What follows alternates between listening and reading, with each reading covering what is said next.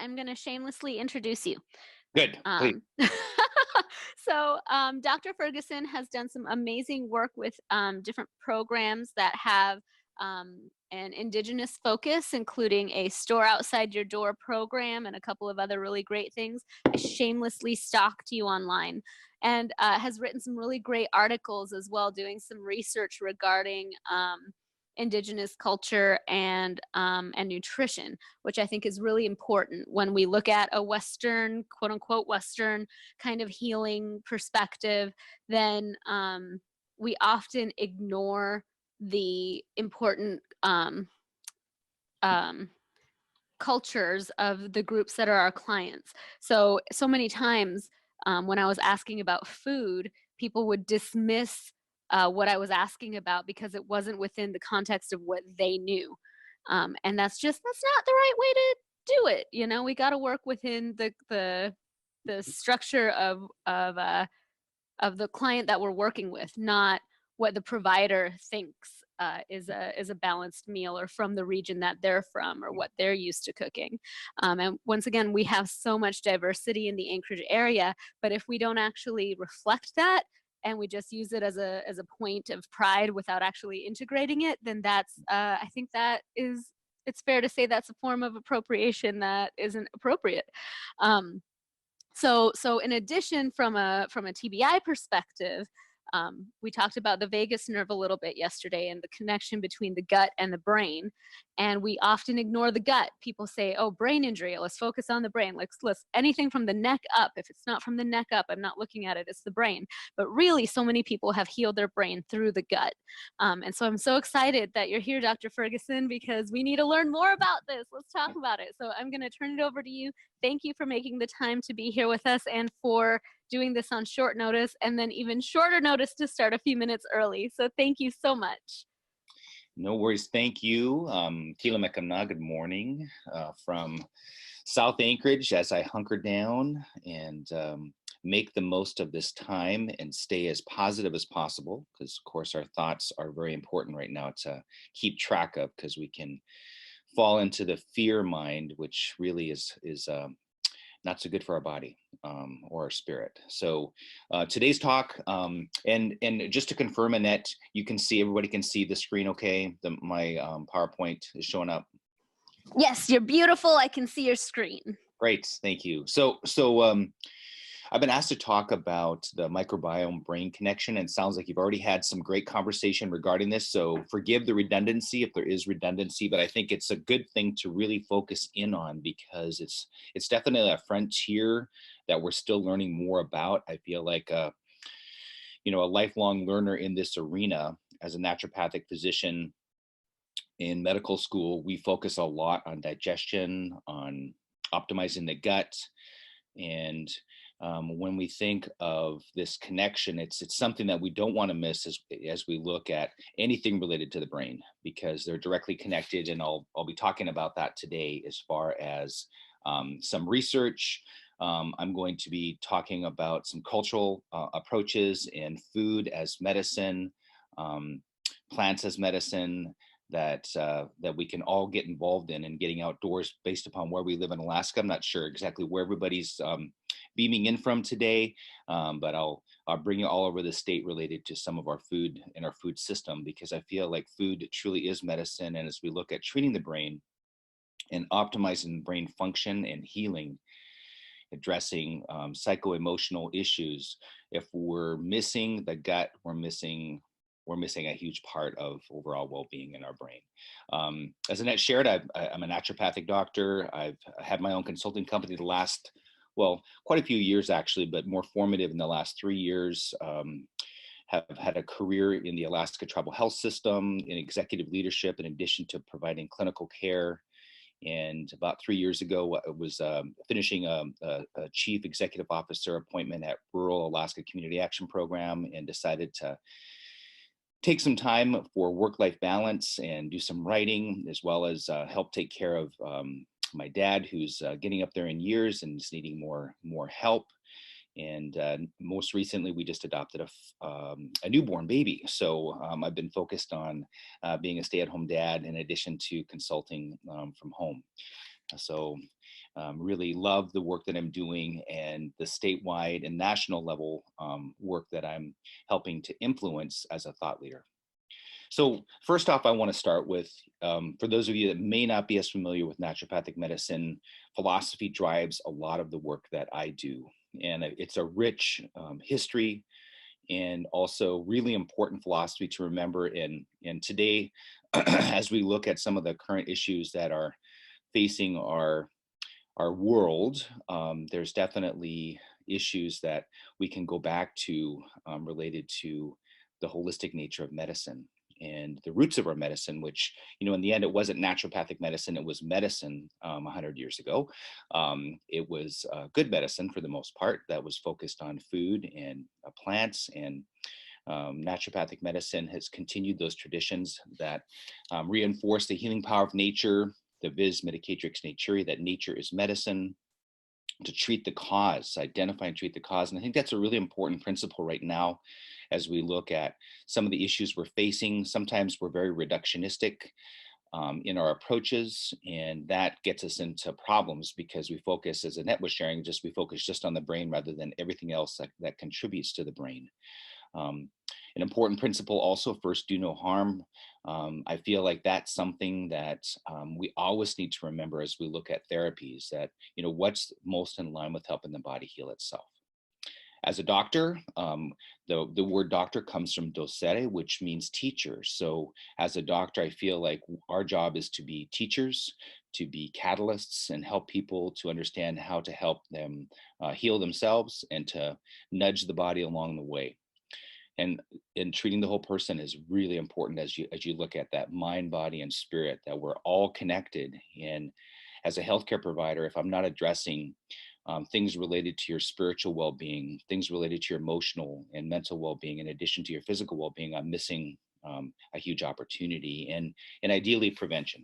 Prevention is key, and something that we need to always look at as we look at brain health. Don't wait until you get sick. Don't wait until you have depression or anxiety.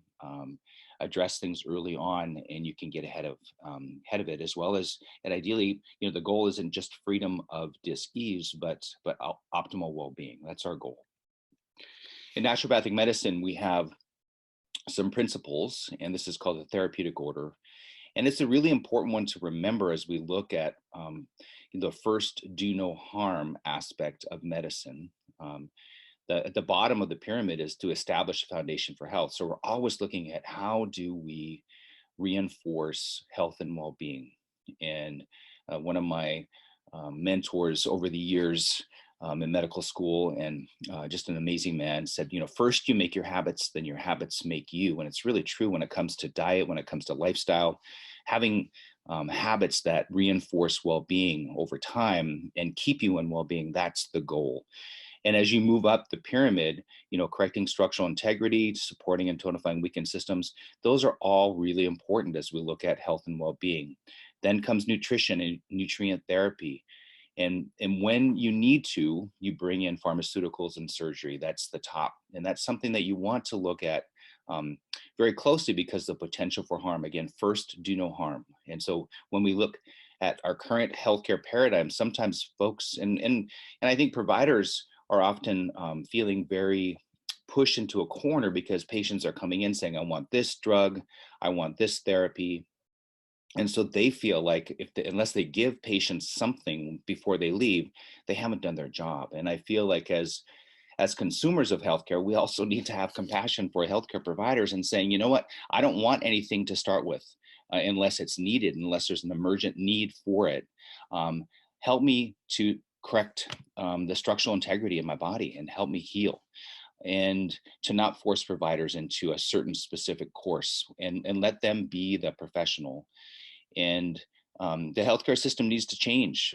Providers are again put into a corner, and you got 5 minutes or 15 minutes, 20 minutes if you're lucky, in many health systems with your provider, and to have them diagnose you, come up with the best therapy, and write your prescription, I feel like it creates a terrain that isn't necessarily the best medicine. So I'm going to start with a little bit of history. So most of my work has been in the Alaska Native tribal health system, and some of the questions related to health and well-being. Of course, Weston Price worked with many populations. Um, Notably, in the 30s, was in Alaska, dentist, and worked with primarily indigenous populations, but saw everybody.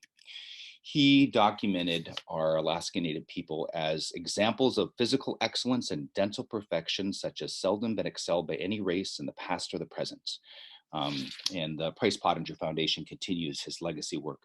But he documented, because a lot of people are like, well, how did Alaska Native people, how did people who lived in this harsh landscape, how healthy were they? And of course, looking at morbidity and mortality, our lives weren't as long years ago because of the harsh lifestyle that many of us, the dangerous lifestyle. And so we've made gains in that, but we were among the healthiest people in the world when Dr. Price visited. This is primarily in the Yupik region in the YK Delta. He talked about maternal child health, strong, rugged babies, and virtually no dental decay until we started eating Western refined processed foods. And I think this is a really important principle. In dental health, we know dental health is connected to cardiovascular health, is related to your mental health and well-being. There's been studies that show dental health is connected to, or oral health is connected to brain function and inflammatory processes. So really important to look at like the roots of dental health. And in what Dr. Price documented was that changes in diet greatly influence dental health. And okay, here we go. And that the children that were born after their parents adopted this Western processed food diet not only had dental caries, but they also had dental arch deformities. They had structural changes in their bodies. They had crooked teeth. They had changes in facial form, just in one generation. And Dr. Price said, we have few problems more urgent or more challenging than reversing these trends, and documented our children, beautiful children, and at the same time, metabolic changes underway just in one generation of not having a nutrient-dense diet and eating processed foods. He also traveled the world and documented it. This is in Micronesia. And he found that there was parallels in indigenous populations that he worked with around the globe, saying, you stop your ancestral whole foods, local food-based diet, and not only are you going to have dental problems, but you're going to have defects in the next generation when you switch to these processed foods. And getting back to treating the root cause. How do we treat the root cause? What is causing the problem in the first place? Rather than pull in, like, when we think of mental health and well-being, sometimes the first, unless you're suicidal or homicidal, which of course, let's help you with whatever pharmaceuticals needed to help you not kill yourself or kill others. But I feel like sometimes we're so quick to write a prescription for a psychotropic medicine when the root cause may be something different. And I'm gonna dig into that. So first off, a little humor. And of course, this is a slide that's circulated quite a bit over the years, but here we are in Homer. And of course, we know moose shouldn't be eating McDonald's, and neither should we regularly, at least. And there's been some really important articles related to traditional diets in Alaska Native populations, subsistence lifestyles, the importance of those, as well as the challenge of those related to the environment and eating healthy across the state of Alaska. We are blessed with a vital food system, but that food system is threatened right now when we talk about salmon. This last year, in many of our streams in Southwest Alaska and across the state, we had salmon that were going up the streams, and they were so warm that salmon were literally having heart attacks. So climate change, changes in the environment, resource development, all of that is affecting our food system. And I feel like when we move upstream, prevention is where it's at. So food is medicine. Well, we need to address that. And that's something that's really important. And of course, we've done some really important work to store outside our door. At the Alaskan Tribal Health Consortium, I got to work on that project for 7 years, traveled the state highlighting how to hunt, fish, gather, and grow your own food, and how does that relate to health and well-being. And one of the research projects that led up to that intervention It's called Helping Ourselves to Health, which is a nutrition research project that I worked with Desiree Jackson, a dietitian, Tim Gilbert, Jennifer Johnson, a dietitian, helped start that project. Betsy Knobman. There was a bunch of folks that helped contribute to this USDA-funded project that documented the changes in diet. And of course, I mentioned that Dr. Weston Price had documented the shift in diets in Western Alaska. So here's another study in Western Alaska. There were 6 villages in the Yukon-Kuskokwim Delta that we studied, and we found dramatically changed diets overall. That the majority of women, it was a study with women because women being the main ones culturally who would provide food and cook food. And so we studied women in this study primarily, and the majority of women fell below the recommendations for fiber, vitamin D, a whole host of nutrition, and that store-bought foods were most frequently reported food items. Sweetened beverages and pop are the main contributors to energy and carbohydrate and sugar intake. But what was really compelling was that traditional foods provided a huge amount of nutrition for the population. Even though they were a smaller portion of the total energy intake, they were hugely important. And so, to me, my philosophy is about growing the good. So like rather than focus on this dramatic shift, let's look at growing the traditional foods. And so elders said, they said in the study and in our focus groups, they said, we need to have more younger people friendly media and educational resources that help us understand the value of our traditional and cultural foods, our local foods, and how to prepare those. Some of our young people are growing up without a taste for these foods, and how do we reintegrate those? And so the intervention was the Store Outside Your Door program, and we worked with traditional foods and Alaskan Native chefs, and it's a really amazing project that I'm so proud to be a part of. It continues to go in ripples as far as conferences and more resources. But there's a YouTube channel. If you just Google Store Outside Your Door, ANTHC Store Outside Your Door, you can see these videos. And, again, looking at nutrition, hugely important to mental, emotional health and underlying chronic disease prevention. What was really telling was the vitamin D, that 0% were getting the daily recommended intake for vitamin D. Of course, we know vitamin D is important for a whole host of metabolic functions, including being a precursor to serotonin and dopamine for brain function. So when you look at the terrain for healthy brains, this right here is shocking. It's like nobody's getting what they should be for vitamin D. And so part of it was like, well, have they ever been getting enough vitamin D? Perhaps we just haven't had a lot of vitamin D, because most people, when you get tested for vitamin D, when you go into the clinic, it's low. When I worked at Avante here in town, a clinic, integrative clinic, we, as a standard, tested all of our patients for vitamin D. That was before it was recommended. In fact, if you don't know your vitamin D status, you should talk to your provider. It's a very inexpensive test. You could even go on to ultatest.com and order your own test. It's a Quest Lab owned company, and you can go into Quest and get your own vitamin D tested if your provider is reticent. But you should know this because it's really important for brain health, prevention of seasonal affective disorder.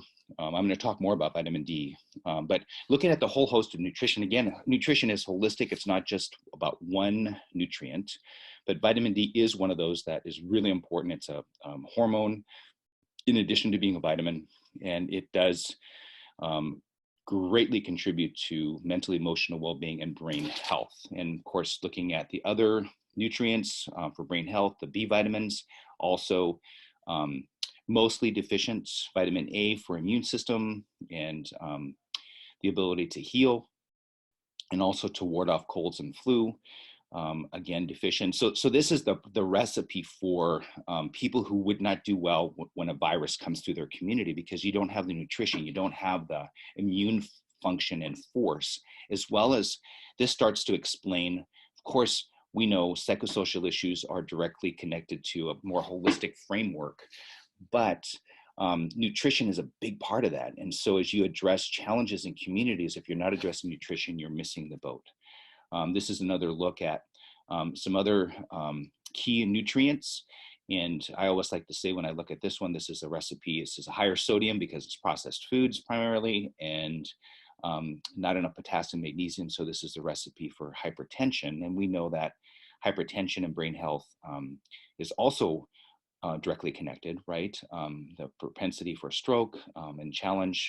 So, again, prevention is where it's at. Nutrition is really important. And this study really was compelling for the region to say, hey, we need to have all hands on deck to address nutrition and traditional foods. And pulled this off of social media. So I don't know the source of this one, but it kind of highlights the shift that many of our communities, and I'm all about comfort foods and occasional treats. I grew up with fry bread myself as a treat and Spam, but you eat those foods regularly and you're not going to be feeling so good. And the nutrition density of those foods are very low. And we're also finding out, for those of us who work with Alaska Native populations or are Alaskan of heritage, that there are some genetic variants that actually show that we're hardwired for the environment. And it makes total sense from an evolutionary standpoint that we adapt to our environment and develop genetic propensity towards the diet. And in this case, this is the congenital sucrase isomaltase deficiency, which is common in our Inuit, which is primarily our northern indigenous populations that are captured with the word Inuit. In Alaska, we think of our Yupik and Inupiat populations. But technically, if we were to really expand it, it includes all of our Alaska Native populations as Inuit. But right now in Canada, this is primarily the Inuits, which would be our primarily Inupiaq and Yupik relatives. And this shows that many of us don't tolerate sugar and starch. And so to me, I'll just back up a little bit. And when I first came back to the state of Alaska after medical school, I worked in a diabetes prevention program, special diabetes program for Indians grant that I helped administer. And so I did clinical work in addition to prevention, community-based work. And at that point in time, so this is the beginning of 2000. And there were still pockets. In fact, the standard of all the texts were pushing a carbohydrate-based diet for diabetes. Eat more pasta, eat low fats. And it wasn't at all looking at the indigenous people and what's probably best for this population. This study this is a Canadian study, but shows that up to 10%, maybe even more, have this variant that do not tolerate carbohydrates. And so looking at traditional diets across the globe, of course, in the north, our diet is not grains. We don't have grains traditionally in our diet. It's very low carbohydrate, high fat, and high protein. And that's the traditional diet. And of course, as we look at many of us who are of Alaskan heritage, I'm Lunungan or Aleut, but I'm also Scandinavian and Russian.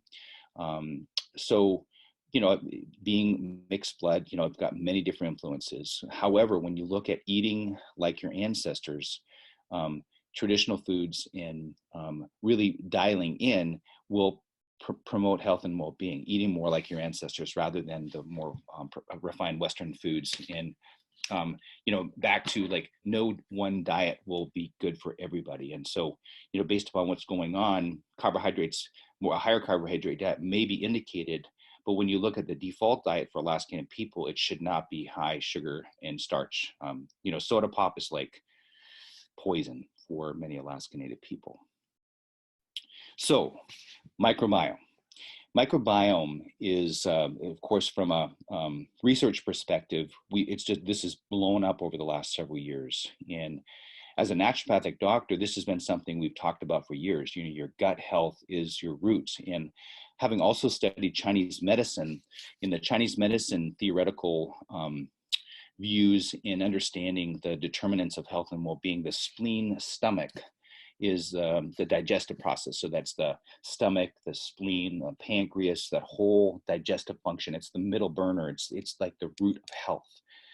And so thousands of years, we've known this from a Chinese medicine perspective, that as you have a healthier digestion, a middle burner, that drives health and well-being, and it's directly connected. And from a Western perspective, we're just catching up to these thousands of years of understanding that your gut determines your health and well-being. And some of the recent studies have looked at folks who've got chronic inflammatory bowel disease or severe digestive dysfunction.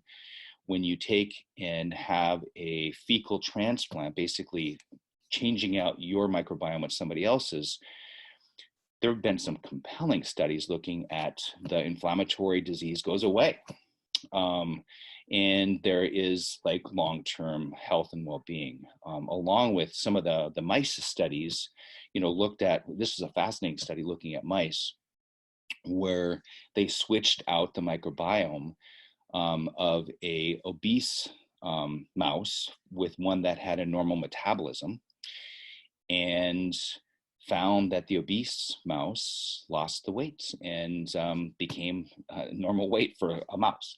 And so, to me, it's fascinating to look at how the microbiome drives health, metabolism. And so this is a frontier, and it's one where I believe coming in the near future, you will see specialized cocktails for your gut that will be treating mental, emotional well-being, metabolic disorders.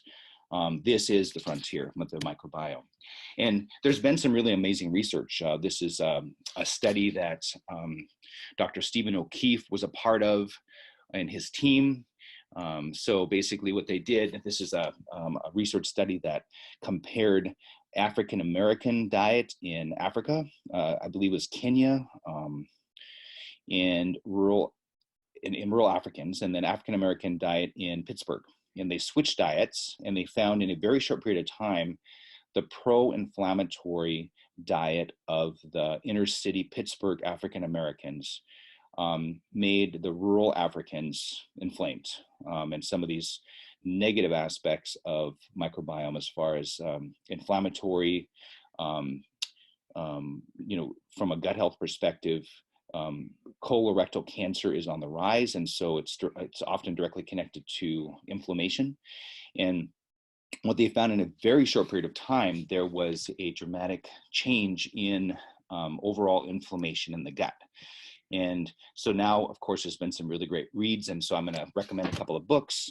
This is called The Good Gut, really great read looking at how the gut contributes to your weight, your mood, and your long-term health. Brain Maker, I'm a follower of Dr. Permuter, and he's got just a lot of really great resources and research. And so he's got a website and social media, and I'm a fan. I think he's got great material and is on the bleeding edge as well, that your gut and your brain are directly connected. And so this is another great read.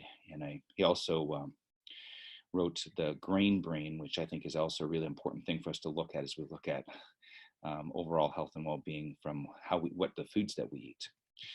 And I mentioned vitamin D earlier too, which I think is really fascinating when you think of vitamin D and how it contributes to overall health and well-being and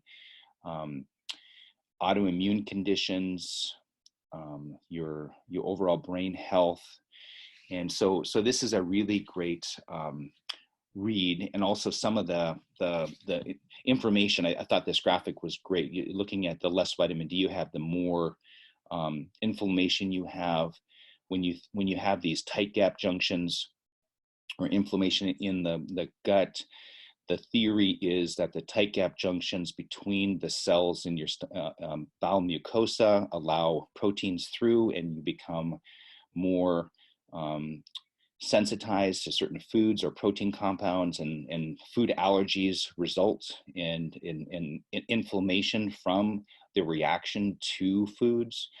So by having a vitamin D level that is appropriate and in a healthy range, I'm going to talk about what that is soon.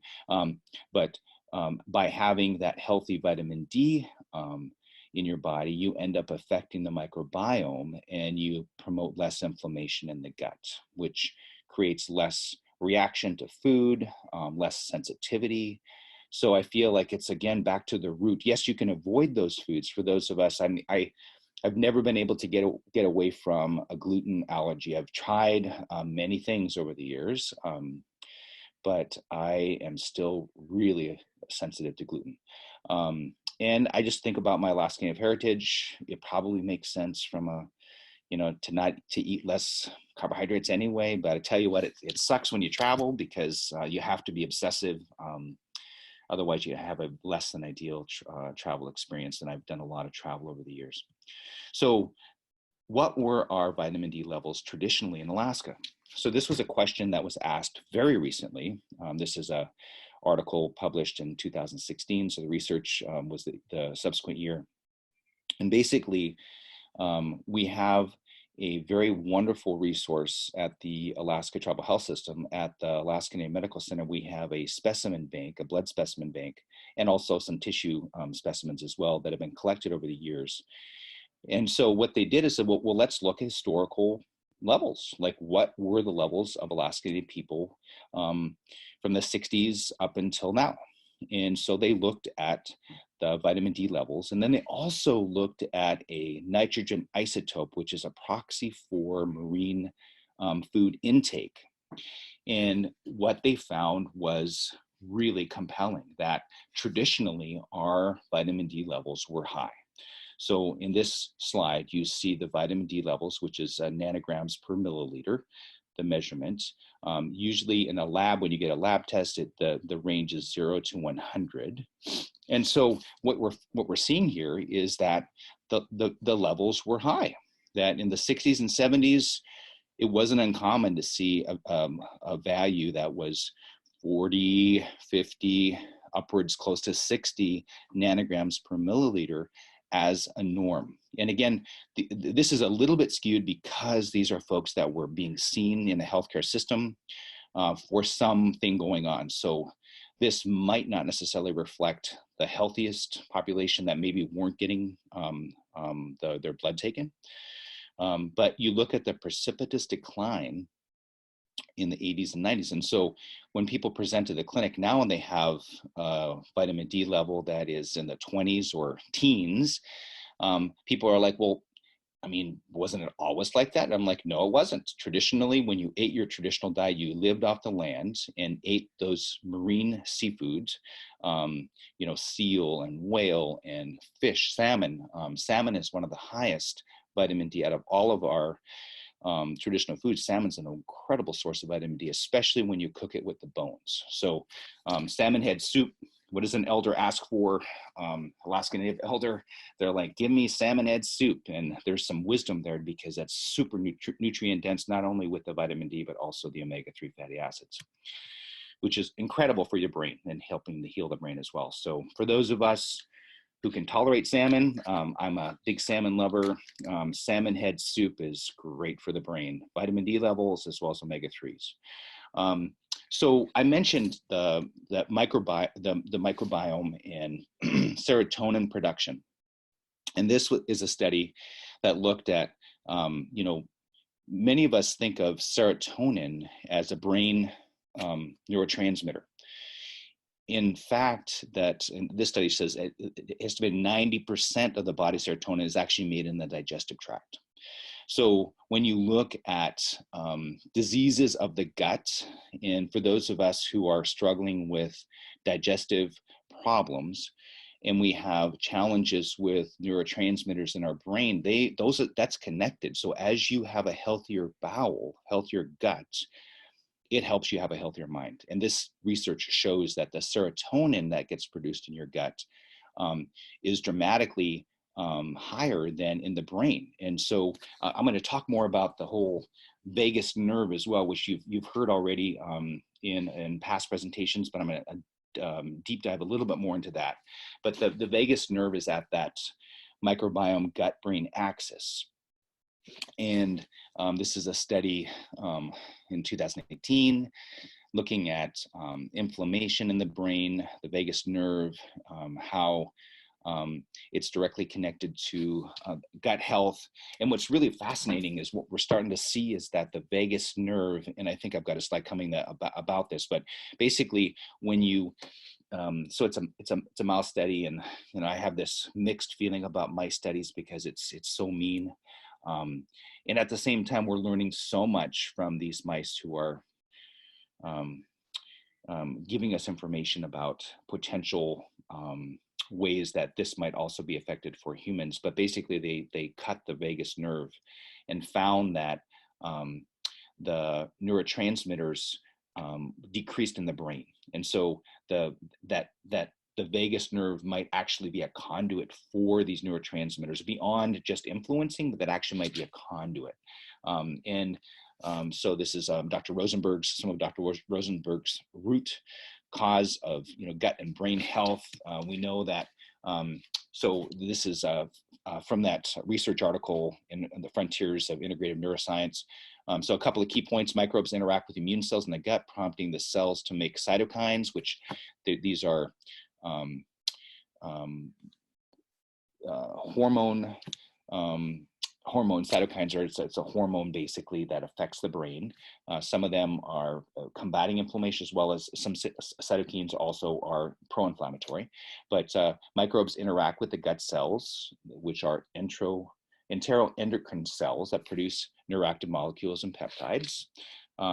They interact with the vagus nerve, which sends signals to the brain. And some of the research actually that has been more recent also says that perhaps beyond just sending signals to the brain through the vagus nerve, that the vagus nerve might actually be a conduit, a pathway for these neurotransmitters.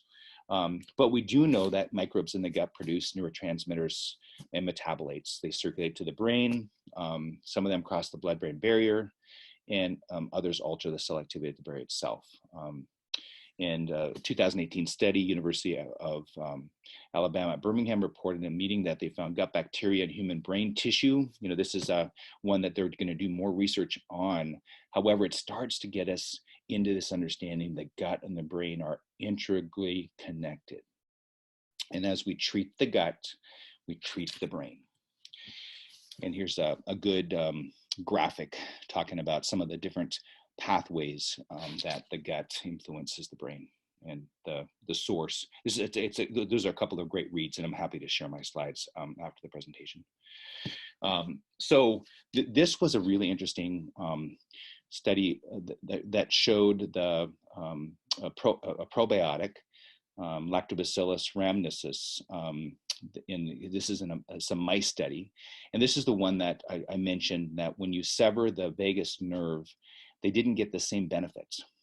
And so now we're starting to think that vagus nerve is a crucial component to the gut-brain axis. And so what is really interesting, so I studied Chinese medicine and acupuncture as well. And in my training, we did some work in an addiction clinic with ear acupuncture. There's a 5-needle protocol that it's the NADA protocol that helps people who are getting off of substances have better emotional well-being, helps with cravings. And so this understanding that the brain that has the ear forms, that it reflects all of the different organ systems of the body. And they call it a homunculus because basically the whole body is reflected in your ear. And so the transcutaneous auricular vagus nerve stimulation and depression, and it also had anti-inflammatory effects, affected other neural networks. So to me, science is starting to catch up with this ancient medicine of Chinese medicine, looking at these neural networks and these energy meridian pathways, and that there's something to it after all. Of course, it's a powerful medicine. Chinese medicine was what really attracted me to holistic medicine in the first place, having had asthma and got treated with Chinese medicine, acupuncture, and herbs, as well as a really great therapist who addressed stress with me. And asthma got controlled without any medicine. It was amazing. And I've been given this prescription for life, basically, that your asthma will be for life. And to me, it made me really start to question dominant paradigms, that there are other ways and more holistic ways to help the body heal itself. So here's just another way of looking at these pathways, vagus nerve stimulation, vagus nerve, as far as some of our treatments to the gut and acupuncture and moxa to the gut will also affect brain health. So it's deeply connected. And so now that we know it's not just about the brain, do not be reductionistic to the brain. Looking at other organ systems, how is inflammation coming from other parts of the body affecting the brain? And as you have less inflammation in the brain or across the body, you have better brain function and the brain can heal itself. So remove obstacle to cure, to treat the cause. I mentioned Dr. Stephen O'Keefe's work showing that the microbiome changes rapidly with diet. And I think this is a really hopeful thing, that as you start to have a healthier diet, as you have a healthier microbiome, a healthier brain, that you don't need to wait years for this. This is the study that Dr. O'Keefe did. Within 3 weeks, there was a dramatic change in your microbiome. So to me, that the hope is that as you have a healthier gut and treat your gut, that brain health follows. And it doesn't take months and months and months. You can see dramatic changes in a matter of weeks, and definitely within those first months as you treat the gut. So I'm going to talk about some of the work that we've done and some of the mentors that I've had. This is a book by Anna Jones, incredible ethnobotanist, talking about the wisdom of our Inupiat elders of Northwest Alaska, Kotzebue area. And so this is a compilation from those elders, really great read, looking at plants, and many of these plants are across the state. So it's not just for those of us who live in Northwest Alaska. It's some wonderful recipes, information, traditional, ecological knowledge about the plants. And what was really compelling is within the book, there's, this is called Rhodiola rosea, or Russian roseroot. It's a traditional plant that is prolific in certain parts of our state. It's known for its adaptogenic properties. The roots are harvested and used as an adaptogen to help us deal with stress. But the tops of the plant are also edible and were traditionally fermented. So fermented foods, and from an indigenous perspective, all Alaska Native cultures had some kind of fermented food, and thinking about overall health and well-being and fermented foods. So Rhodiola rosea was one of those. This is a Hocknea species. Beach greens, we call them. These are amazing. They're across many of our beaches across the state of Alaska. They're prolific, and when the Russian settlers came, they were hungry because they had scurvy, and they didn't have good nutrition because of the voyages. They ate these greens, and super nutrient dense vitamin A, vitamin C, and they were also fermented traditionally. So another fermented food. And so, looking at that rich cultural tradition of fermented foods and gut health and overall health and well-being, all cultures across the globe have some kind of fermented food. If you start digging, we think of sauerkraut with the German population. We think of, here's a little bit more of the beach greens. And that's Sue Norton from Minilik. She's a tribal doctor, and she's got beautiful hands. And so in Korea, kimchi. So for those of us who traveled across the state of Alaska, interesting anecdote, many of our restaurants are Chinese or Korean, are owned by South Koreans. And so kimchi and that food has gotten across the state, and some of us may have given up our traditional fermented food as Alaskan people or locals, and have in turn ate kimchi, which is also great to make your own. You can make your own kimchi. It's a very simple recipe with cabbage and other vegetables. Add a little fish sauce, delicious. So, again, helping that microbiome be optimal. And when you have a microbiome that is inflamed, of course, you might want to watch the spice if you've got an inflamed bowel, but I would just say having fermented foods as a part of your regular diet is crucial when you look at mental, emotional, and brain health. And as we look at nutrition and the epigenetic influences, we know now that not only are we affecting our nutrition for today, but we're also looking at, inherited trends, not inheriting the genetic variants that we have, that our diets can actually influence that. For those of us who have family history of certain brain disorders, Alzheimer's, dementia, that there is hope, and there's research showing that as you change your diet, you change your life truly, and that you can influence whether or not you get these diseases. And when you get these diseases, you can delay getting diseases, like my work in diabetes.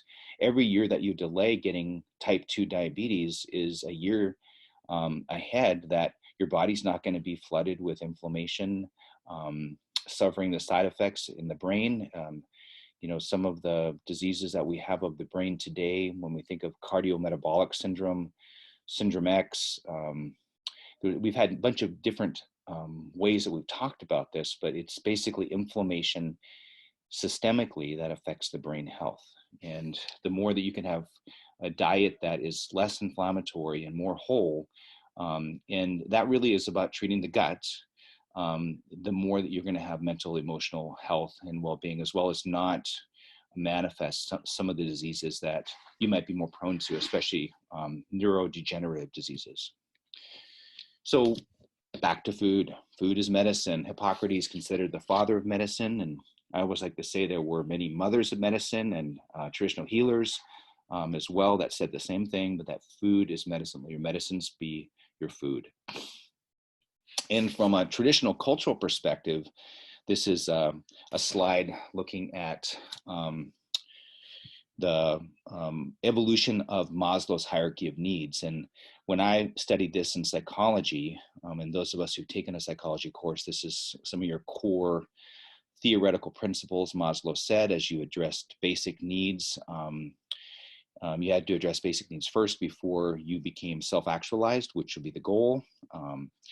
And you address safety, so on, and self-actualization was the goal. Well, what I didn't know, and this was, I was corrected. I was at a conference in Edmonton, Alberta one year, and afterwards, a Blackfoot Nation gentleman stood up and said, "Well, you know that Maslow studied with the Blackfoot Nation to get his theoretical model that you're using."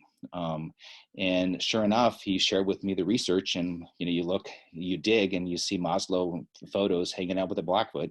And what their model goes a whole nother level, basically saying as you address those basic needs, which on the physiological needs, food as medicine is, or food and water, safety, shelter, that's at the base. And as we address nutrition, I mean, it makes total sense that as you address the base, as you address nutrition, as you address the basic needs of the body, you can move towards self-actualization. But if you're not addressing that, it's very difficult to get to self-actualization. And as the Blackfoot Nation shares, self-actualization is the base to getting to be a community that is connected and actualized. And if you want your culture to survive, you need to address base needs. And this states itself. This is from if I could ask questions, it's to see who knows where this is. This is in Dillingham. And, a shout out to Store Outside Your Door, great resource. And the plants as food medicine. And I'm just going to share a little bit more just because I think plants are so important. And a big shout out to Dr. Rita Blumenstein, that, she, and there's Mita DeWitt who studied with her and is doing great work as a traditional healer as well. And anyways, Dr. Rita has influenced us tremendously in not only our understanding of food as medicine, plants as medicine, culture as medicine, but just the holistic nature of health and well-being. And I like to give a shout out to her and some of the other tribal doctors. This is Maria Dexter and Eva Mendeluk from Norton Sound Health Corporation. Understanding our plants are truly healing. And of course, nature is healing and getting into nature. And as we look at brain health and overall function, getting into nature is healing. Eating these foods, living on the land, being with these amazing healers, this fireweed, Epilobium angustifolium, or Cimarron angustifolium. The shoots are coming up maybe already in some areas that maybe get a lot of sun. Of course, you want to harvest them in areas that don't have chemicals or are close to the roads. Wild asparagus, incredibly rich in vitamin C, vitamin A, fiber. It's a great brain food and is often prolific. With all the fires we've had over the last couple of years, you're going to see record harvests of fireweed. And the whole plant is edible. It's especially good in the spring, but it's also a great tea from the leaves, and the flowers are great for salads. And making tea. Here we are up in the interior fireweed, drying it for tea, and a little bit of nutritional breakdown. Incredibly nutritious and helping your immune system to be strong. 1 cup is more than your needs of vitamin A for the day, great source of fiber and vitamin C.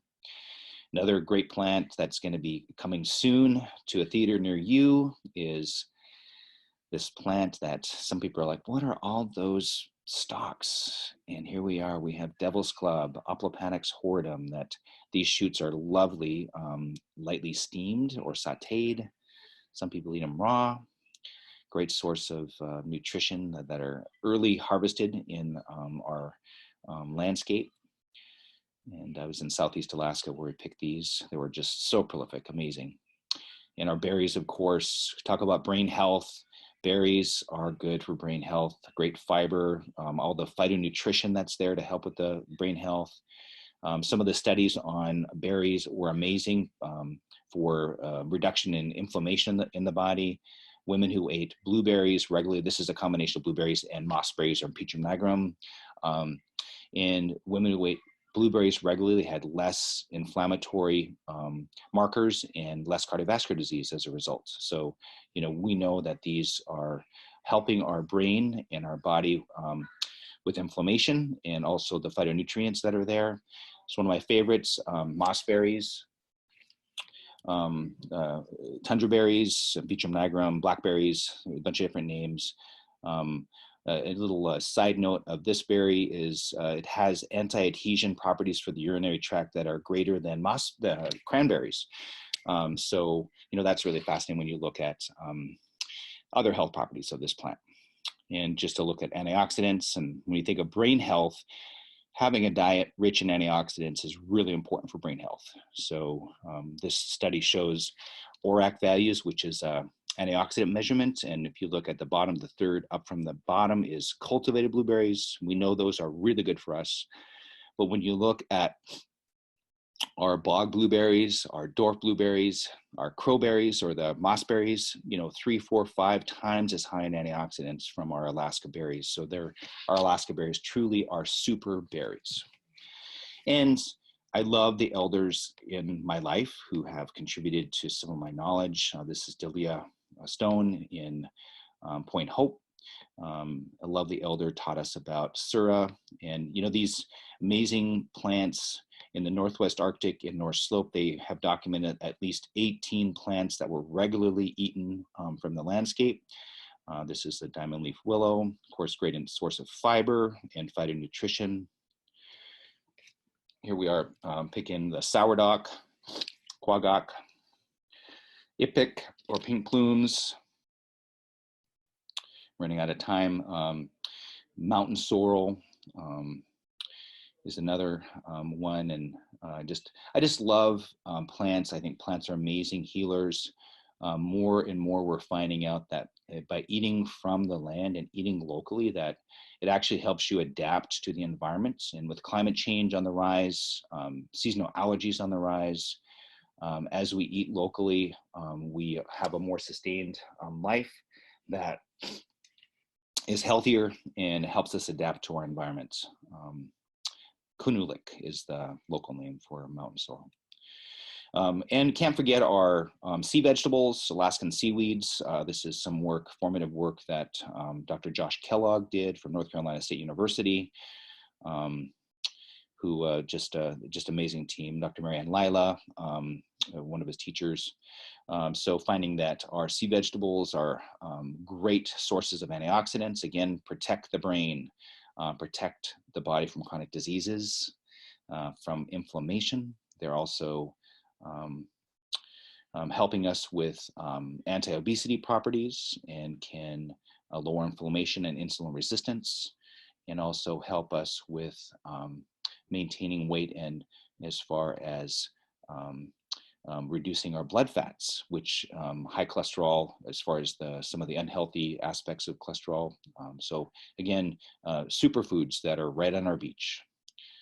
And also for those of us who have insulin resistance or prediabetes, that they can help us with preventing diabetes as well as optimizing blood sugar control.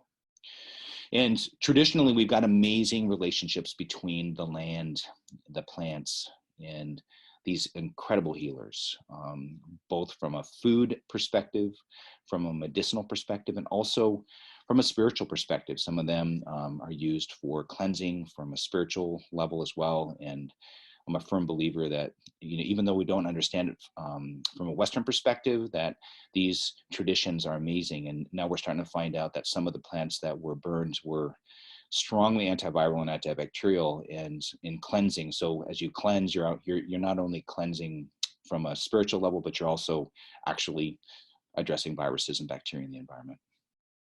And I mentioned how our plants, some really great research looking at how plants help adapt to the environment, and that actually gets passed on to us.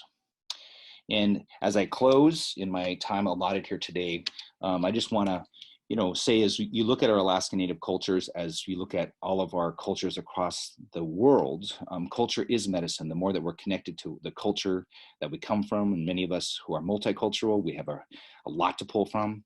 I've been honored to work in some of our culture camps in the Aleutian Pribilof Island region and work with young men and women who I see the resiliency. And there's a study by the Center for Alaskan Health Research, Dr. Jerry Mohat and team, finding that youth who were connected to culture had more resiliency and less risk behavior.